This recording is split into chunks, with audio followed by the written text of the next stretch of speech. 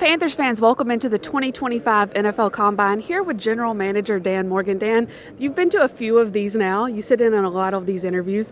What non-football characteristics are you looking for from these guys? Really, it's just kind of getting to know these guys, their personality, just kind of what they're made of, just how they got to where they're at right now from a football side of things.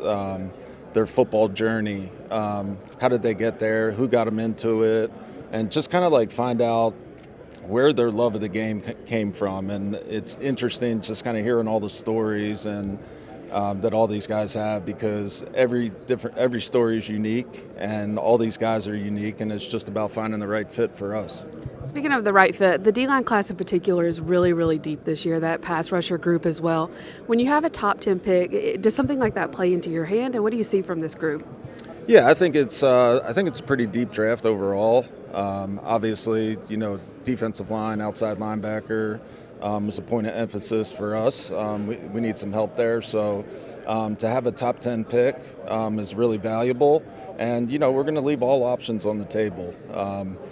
Just because we need a certain position, we're not going to pigeonhole ourselves into just locking in on that one position. So we just want to draft the best player, and if that's at another position, then we'll do that. You found Trevin Wallace here last year. When you see what he did this year, how much did that factor into the decision to mutually part ways with Shaq Thompson and the future there? Yeah, I don't know if Trevin really factored into it. Obviously, we think a lot of Trevin. We think he has a really bright future. Shaq, what he did for the franchise and the type of player and person he is, he's definitely going to be missed. But I'm excited for Trevin and his future. Excited for Shaq to, head in another direction and find a new home there. So I think it's going to be a win-win overall, and we're just excited about the future of Trevin. On that note, what does the blueprint look like for 2025 and for the defense in particular? Yeah, obviously we have a lot of holes to fill. I think we have to be strategic about where we attack because it's not just one spot that we need. So it's multiple spots that we're going to need to, address, whether free agency, whether the draft. So we just got to stay disciplined. We got to find the type of players that fit our scheme, fit our culture, and lock in on them and get them in our building. Speaking of free agency, that's going to kick up here in the next couple of weeks as well. Do you have to kind of silo yourself and how you think of, like, when you're here, just think about the draft, or do you think about free agency in that big picture as well? I think it all runs together. I think free agency and the draft, obviously free agency is going to be first. So I think, what we do in free agency will definitely impact a little bit of what we do in the draft. In free agency, you really want